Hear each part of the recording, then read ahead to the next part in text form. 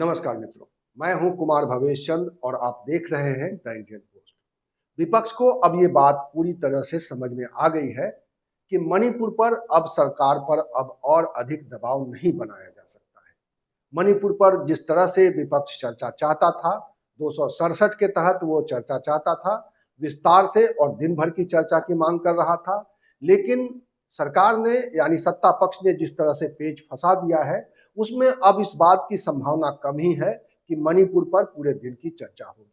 मणिपुर पर संक्षिप्त चर्चा होगी और सरकार का रुख मणिपुर पर अब लगभग साफ हो चुका है कि वो क्या करने वाली है। इसीलिए विपक्ष ने अपनी एक प्लान बी के तहत सरकार के खिलाफ नो कॉन्फिडेंस मोशन लाने का फैसला किया है। आज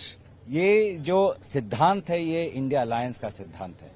ये अविश्वास प्रस्ताव देना है, ये इंडिया अलायंस का एक सिद्धांत है और हमने सभी अपने अपने सदस्यों को कहा है कि हमें ये संदेश देना चाहिए कि सारे इंडिया अलायंस में जितने भी दल हैं, हम सब इस मुश्किल के घड़ी में मणिपुर के साथ खड़े हैं। लोकसभा में कांग्रेस के सांसद गौरव गोगोई की ओर से नो कॉन्फिडेंस मोशन को आगे बढ़ाया गया है और इसको लोकसभा में स्पीकर ने इसको स्वीकार कर लिया है। अब इस पर डेट तय होना है। सभी दलों से बातचीत के बाद स्पीकर इसको लेकर डेट तय करेंगे और चर्चा होगी। लेकिन सवाल यह उठ रहा है कि जब सदन में विपक्ष की संख्या बल वो नहीं है, यानी विपक्ष की हार तय है, लोकसभा में सत्ता पक्ष और विपक्ष का जो संख्या बल है उसके आधार पर यह लगभग तय है कि इसमें सरकार की जीत होगी, यानी सत्ता पक्ष की जीत होगी और विपक्ष इस पूरे मामले में हार जाएगा। लेकिन बावजूद क्यों विपक्ष ने यह फैसला किया और क्या इस हार में विपक्ष कोई जीत तलाश कर रहा है, और इसीलिए हम इस वीडियो में बात करेंगे कि विपक्ष की यह रणनीति क्या है और किस तरह से विपक्ष इस हार को जीत में बदलने की कोशिश में जुटा हुआ है। 537 सदस्यों वाली लोकसभा में विपक्ष की संख्या बहुत कम है। अगर देखा जाए तो जो इंडिया बना है, विपक्षी दलों का जो नया मोर्चा बना है, उन सब की संख्या मिलाकर यह संख्या 141 तक पहुंचती है, यानी 140 के आसपास यह संख्या जाकर बैठती है। और 140 के मुकाबले में जब 320 खड़ा होगा तो जाहिर है कि जीत सत्ता पक्ष की होगी। लेकिन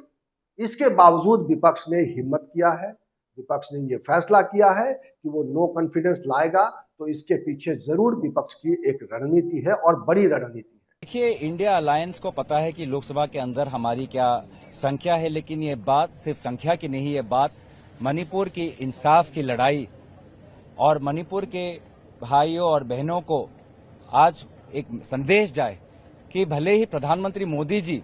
मणिपुर को भूल चुके हैं, लेकिन इंडिया अलायंस मणिपुर के इस दुख की घड़ी में उनके साथ खड़ा है और उनके हक की लड़ाई आज हम सदन के अंदर लड़ रहे हैं। और हम बार बार प्रधानमंत्री मोदी जी को कहना चाहते हैं कि सदन के बाहर नहीं, सदन के अंदर आकर देश को संबोधित करें, क्योंकि ये बात सिर्फ अब मणिपुर की नहीं रह गई है, ये बात दूसरे प्रदेशों में फैल रही है। राष्ट्रीय सुरक्षा और देश की अखंडता के हित में प्रधानमंत्री मोदी जी को सदन के अंदर आकर अब देश को संबोधित करना चाहिए। दरअसल कहा यह जा रहा है कि जैसे ही मणिपुर के सवाल पर सत्ता पक्ष का मूड समझ लिया विपक्ष ने, उसके बाद सत्ता पक्ष को घेरने के लिए विपक्ष ने रणनीति बनाना शुरू कर दिया था। और जिस तरह से इंडिया जो विपक्षी दलों का नया गठबंधन है, आपसी जो तालमेल दिखाई दे रहा है, उसके बाद ये तय पाया गया कि अगर सरकार को नो कॉन्फिडेंस के आधार पर नो कॉन्फिडेंस मोशन पर घेरा जाए तो सरकार के खिलाफ जो आवाजें हैं उसको बुलंद किया जा सकता है, उसको जनता तक पहुंचाया जा सकता है। क्योंकि सरकार मणिपुर मामले में बोलने से बच रही है,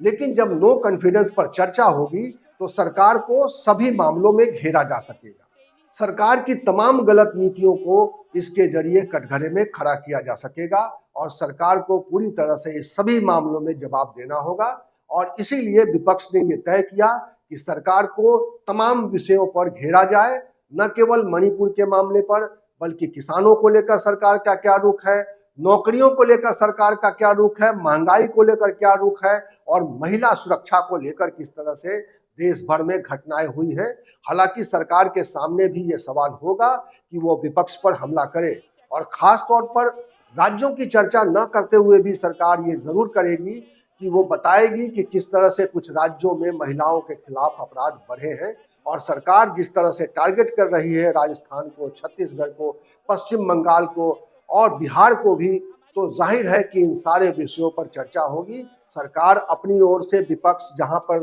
शासन में है उसको घेरने की कोशिश करेगी, राज्यों का सवाल उठाएगी,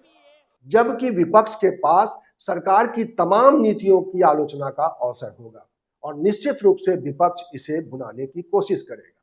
लेकिन सवाल ये भी उठ रहा है कि विपक्ष के पास ऐसे कौन से वक्ता हैं जो इन तमाम सवालों को इस तरह से उठाएगी सदन के भीतर, जिसकी चर्चा न केवल सदन में होगी बल्कि सदन से बाहर भी, देश में भी उसकी आवाज गूंजेगी।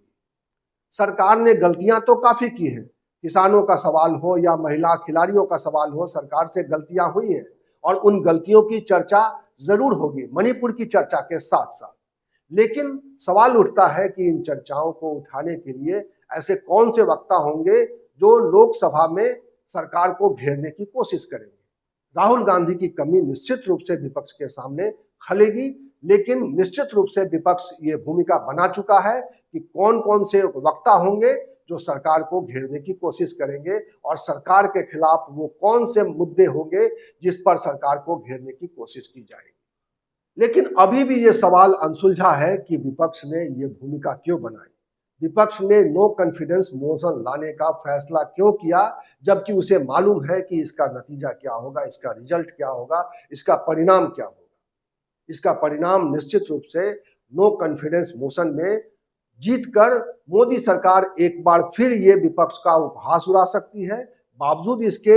अगर विपक्ष ने ये फैसला किया है कि वो नो कॉन्फिडेंस मोशन लाएगी मोदी सरकार के खिलाफ में, तो इसके पीछे सबसे बड़ी बात जो मानी जा रही है वो ये कि विपक्ष अब पूरे देश के सामने ये जताना चाहता है कि उनका जो गठबंधन है, नया गठबंधन इंडिया, उसके बैनर तले पूरा विपक्ष एकजुट है और एकजुट होकर सरकार की तमाम नीतियों की आलोचना करने के लिए खड़ा है और उसके पास तमाम योजनाओं को लेकर अपनी बात रखने का एक अवसर भी है। विपक्ष ये बात अच्छी तरह जानता है कि भले ही मोदी सरकार को यह कहने का मौका मिलेगा कि वो नो कॉन्फिडेंस को हराकर एक बार फिर विजेता हो गए हैं, लेकिन विपक्ष ये मैसेज देने की कोशिश करेगा पूरे देश में कि अब वो सभी विपक्षी दलों की एकता के साथ एक बड़ा चेहरा है जो 2024 के चुनाव में मोदी के चेहरे का मुकाबला करने के लिए तैयार है। नो कॉन्फिडेंस मोशन के बहाने विपक्ष अपनी ताकत को भी पहचानना चाहता है। विपक्षी एकता को लेकर जिस तरह से पटना में बैठक हुई, उसके बाद बेंगलुरु में बैठक हुई और अब मुंबई में बैठक प्रस्तावित है, उससे पहले विपक्ष न केवल अपनी ताकत को पहचानने की कोशिश कर रहा है बल्कि ये जानने की कोशिश कर सकता है कि उसके खेमे में क्या कुछ और लोग शामिल हो सकते हैं। दरअसल वो अपनी ताकत को बढ़ाना चाहता है और एनडीए के खिलाफ अपना मोर्चा मजबूत करना चाहता है और इसीलिए और नो कॉन्फिडेंस मोशन उसके लिए एक नया हथियार बन सकता है और इसीलिए यह जानते हुए कि इसमें उसकी हार सुनिश्चित है, उसने उस हार के बदले इस जीत की ओर देखना ज्यादा मुनासिब समझा है और इसीलिए विपक्ष ने नो कॉन्फिडेंस मोशन की ओर कदम बढ़ाया है ताकि सरकार को घेरा जा सके और सरकार की तमाम नीतियों की आलोचना के लिए उसको एक ऐसा प्लेटफॉर्म मिल जाए जहां से देश भर को वो एक संदेश देने की कोशिश कर सके। विपक्ष की ये कोशिश कितनी कारगर होगी ये तो वक्त बतलाएगा, लेकिन इस वक्त ये है कि विपक्ष की इस कोशिश पर सबकी नजर है और पूरे देश की नजर है और जब नो कॉन्फिडेंस पर सदन के भीतर चर्चा होगी तो निश्चित रूप से पूरे देश की निगाहें संसद की ओर होंगी, लोकसभा की ओर होंगी और वहां पर निश्चित रूप से प्रधानमंत्री नरेंद्र मोदी का जो भाषण होगा उस पर भी सबकी नजर होगी। देश की नजर जहां विपक्षी एकता पर है वहीं प्रधानमंत्री की लोकप्रियता और प्रधानमंत्री की वाकपटुता और प्रधानमंत्री के भाषणों को लेकर देश का एक जो है अलग ऑरा है, उस ऑरा को भी देखना होगा और अब ये देखना होगा कि नो कॉन्फिडेंस पर जब माहौल बनता है लोकसभा में उस वक्त देश का मूड क्या रहता है और शायद देश का मूड पहचानने के लिए ही विपक्ष ने ये फैसला किया है और नो कॉन्फिडेंस के जरिए विपक्ष शायद अपनी राजनीतिक रणनीति की ओर एक नया कदम बढ़ा रहा है। इस वीडियो में इतना ही। इसी तरह की चर्चा, इसी तरह के विमर्श और इसी तरह के सवाल के साथ मैं आपको मिलूंगा अगले वीडियो में। तब तक के लिए नमस्कार।